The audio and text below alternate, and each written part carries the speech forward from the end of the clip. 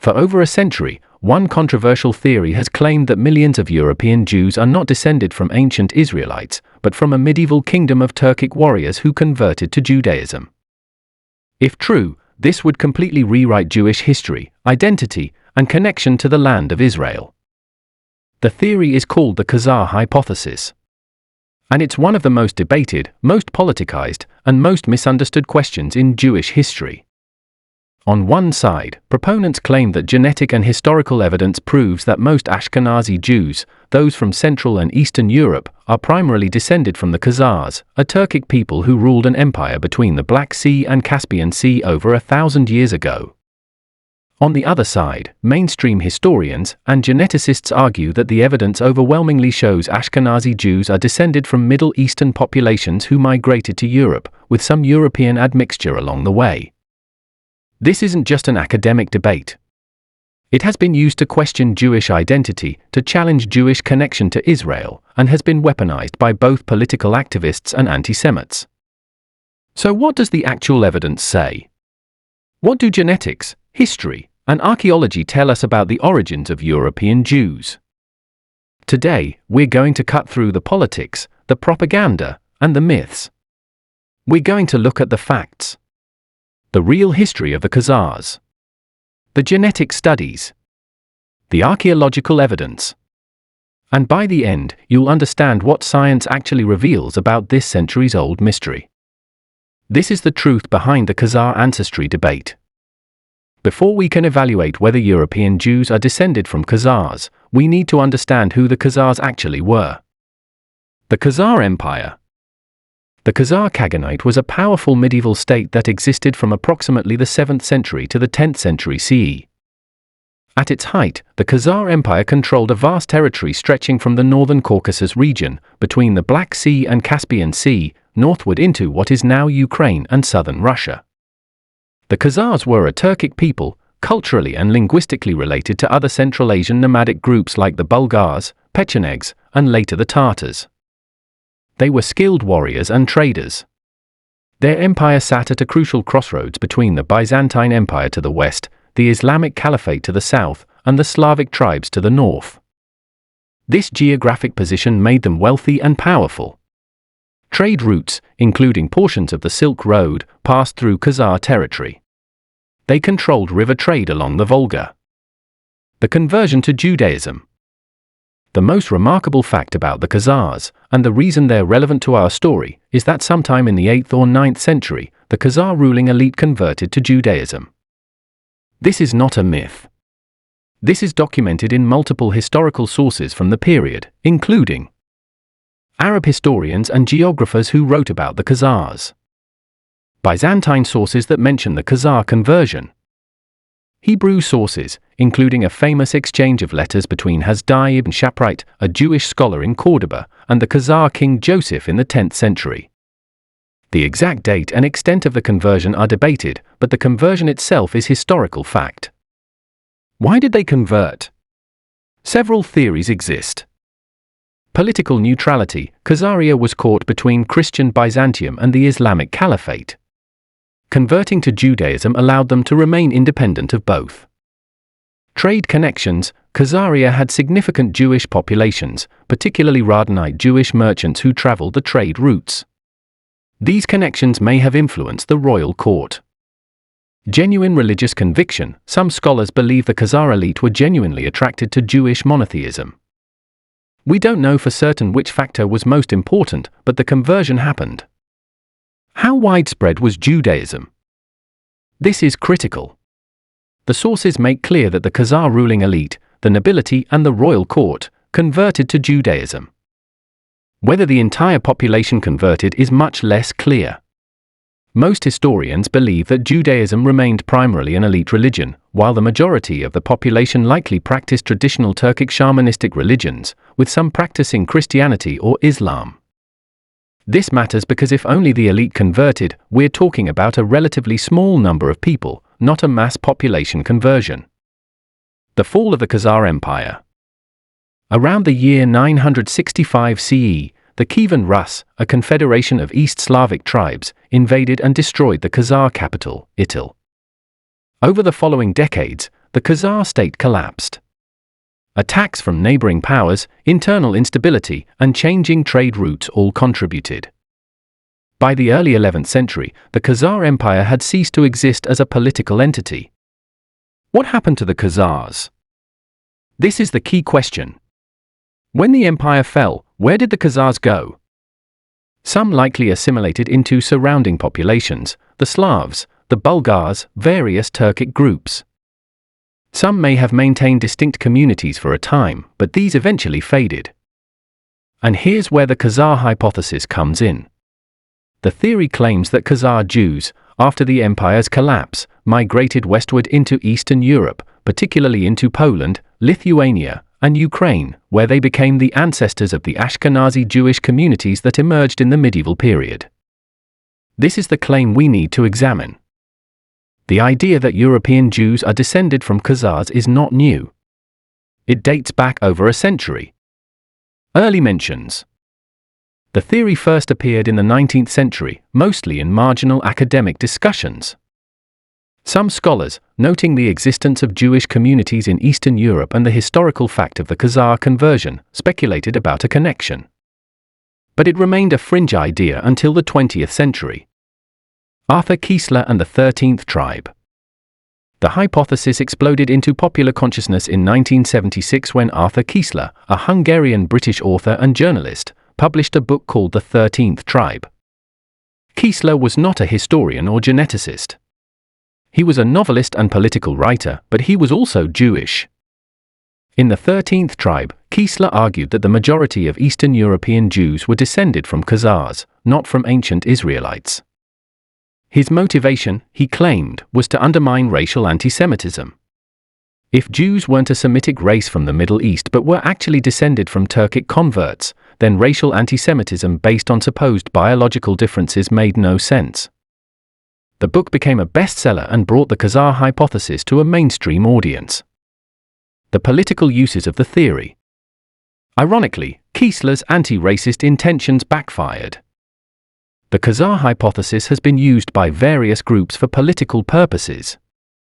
Anti-Semites have used it to claim that Jews are not a real ethnic or religious group with ancient roots, but simply converts who adopted Judaism for political convenience. Anti-Zionists have used it to argue that if Ashkenazi Jews are not descended from ancient Israelites, they have no ancestral claim to the land of Israel. Some pro-Israel advocates initially welcomed the theory for the same reason Kiesler did, to counter racial anti-Semitism, though this support faded as the theory's weaknesses became clear. Because of these political implications, the debate has always been emotionally charged. Academic reception. Mainstream historians and geneticists were skeptical of Kiesler's claims from the beginning. Kiesler cherry-picked historical sources, ignored contradictory evidence, and made speculative leaps without rigorous support. But the theory persisted, especially in popular culture and fringe academic circles. Recent revival.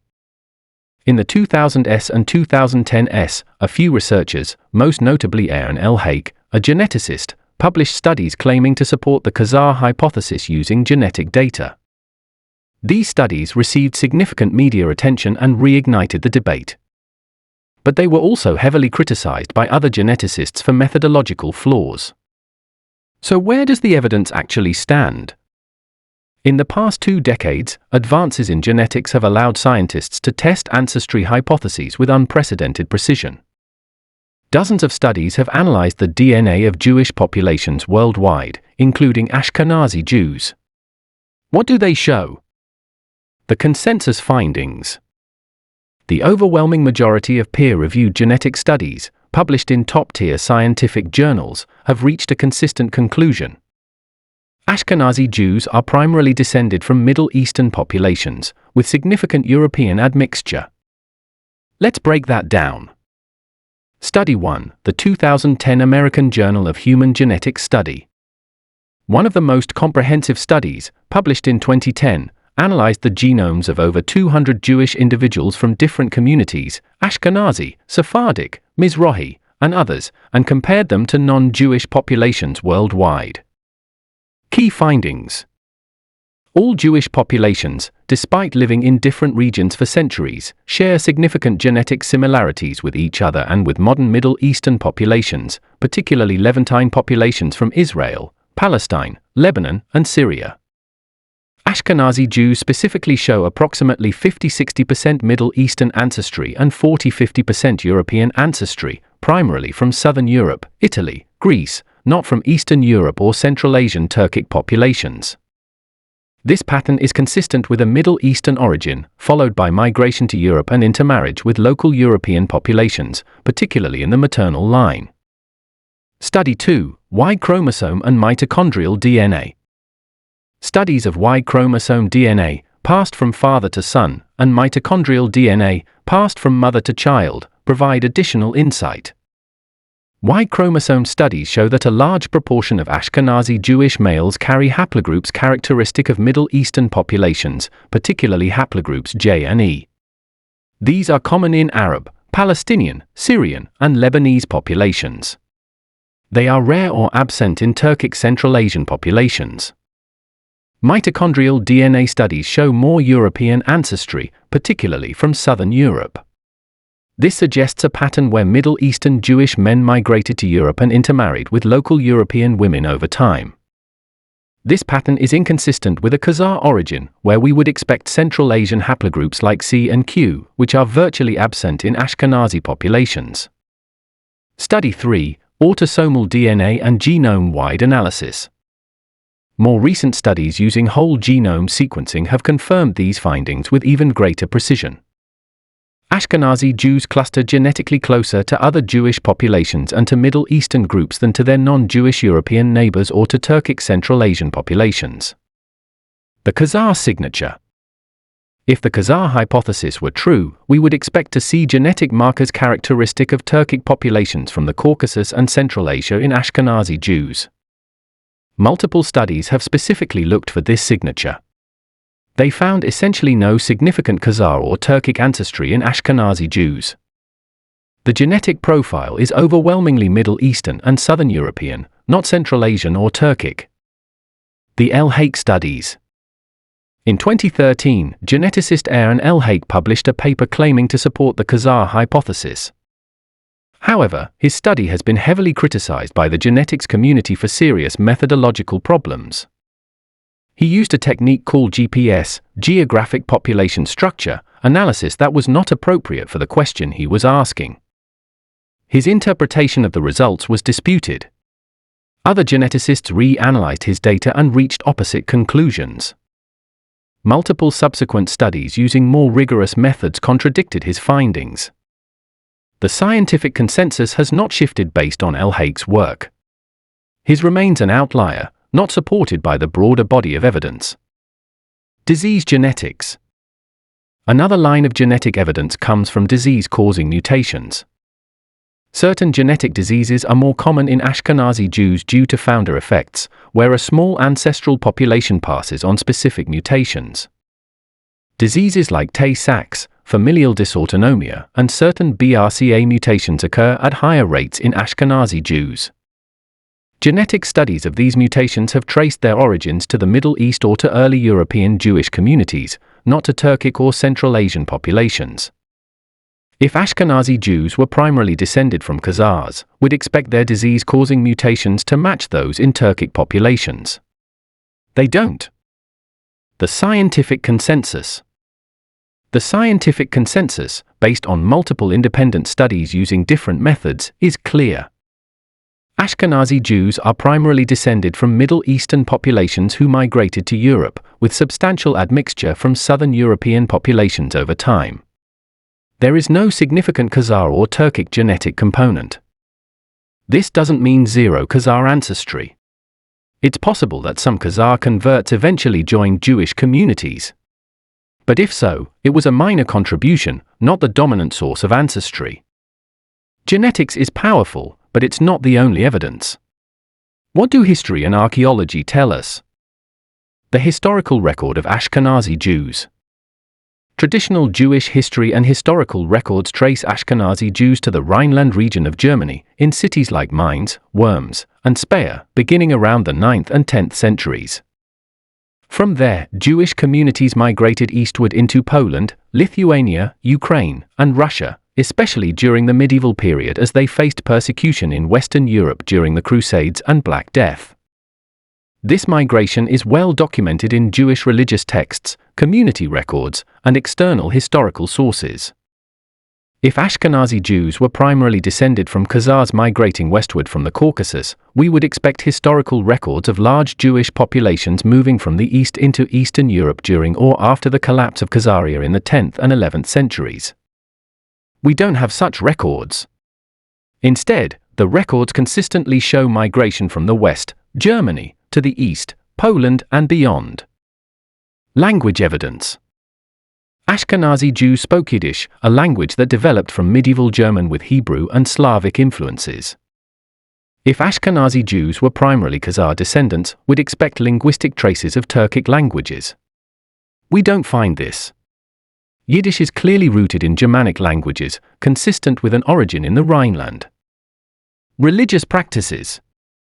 Ashkenazi Jewish religious practices, customs, and liturgy are closely related to those of Sephardic and Mizrahi Jews, all tracing back to ancient Jewish traditions from the land of Israel and Babylonia. If Ashkenazi Judaism were primarily a Khazar innovation, we'd expect significant differences in practice and theology. Instead, the continuity is clear. Archaeological evidence. Archaeological evidence from medieval Eastern Europe shows Jewish communities that are culturally and religiously continuous with Jewish communities elsewhere, not with Khazar culture. Jewish burial practices, ritual objects, and community structures in medieval Poland and Lithuania match Jewish traditions from Western Europe and the Middle East, not Khazar practices. What about the Khazars themselves? Archaeological and historical evidence about the Khazars shows they largely assimilated into surrounding populations after their empire collapsed. There's no evidence of mass migration of Khazar Jews westward into Europe. Some may have moved, but not in numbers large enough to form the basis of a population of millions. Ancient DNA. Advances in ancient DNA analysis have allowed scientists to extract and sequence DNA from medieval Jewish burial sites in Europe. Analysis of this ancient DNA shows that medieval Ashkenazi Jews already had the genetic profile we see today, Middle Eastern and European ancestry, with no significant Central Asian or Turkic component. This confirms that the genetic makeup of Ashkenazi Jews has been stable for over 1,000 years and is not the result of Khazar ancestry. Given the weight of evidence against the Khazar hypothesis, why does it persist? Political motivations. The theory serves political agendas. For anti-Zionists, it provides an argument against Jewish connection to Israel. For anti-Semites, it undermines Jewish identity. For some well-meaning people, it seemed to offer a way to counter racial anti-Semitism. But science doesn't support political agendas. The evidence is what it is. Misunderstanding of genetics. Many people don't understand how population genetics works. They see a single study that claims to support the Khazar hypothesis and assume it must be true, without understanding the methodological criticisms or the broader body of contradictory evidence. The appeal of contrarian theories. Humans are drawn to contrarian ideas that challenge mainstream narratives. The Khazar hypothesis has that appeal. It sounds dramatic, it challenges established history, and it fits a certain narrative for those predisposed to believe it. What does the evidence actually mean? The genetic and historical evidence shows that Ashkenazi Jews are a distinct population with shared ancestry tracing back to the Middle East, with significant European admixture. This doesn't mean they're a pure or unmixed population. No population is. All human populations are the result of countless migrations and mixtures. But it does mean that Ashkenazi Jews share common ancestry with other Jewish populations and with modern Middle Eastern groups, and that ancestry is primarily Middle Eastern, not Turkic. Jewish identity. It's important to note that Jewish identity is not purely genetic. Judaism is a religion, a culture, a shared history, and yes, a common ancestry.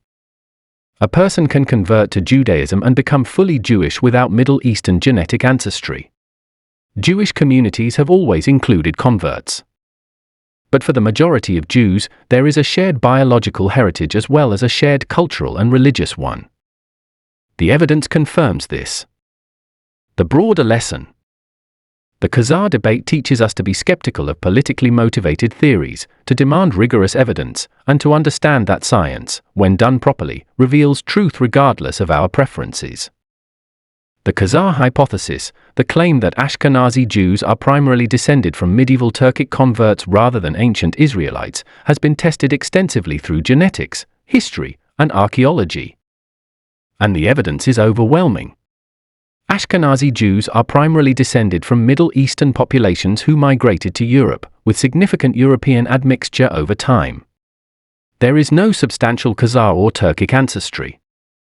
This conclusion is based on dozens of peer-reviewed studies, conducted by research teams around the world, using multiple independent methods, all pointing in the same direction. The Khazar conversion to Judaism is real history. But the Khazar hypothesis about Ashkenazi origins is a myth that modern science has debunked. If this video gave you clarity on a complex and often politicized topic, hit that like button and subscribe so you don't miss our next deep dive into the science and history that shape our understanding of the past. And drop a comment below. Were you familiar with the Khazar hypothesis before this video? What do you think about how genetics can help us answer historical questions? We'd love to hear your thoughts. Share this video with anyone who's curious about Jewish history or interested in how DNA can illuminate the past. Knowledge like this is too important not to spread. The truth matters. Evidence matters. And when we follow the evidence, we get closer to understanding who we are and where we come from. Thanks for watching, and we'll see you in the next video.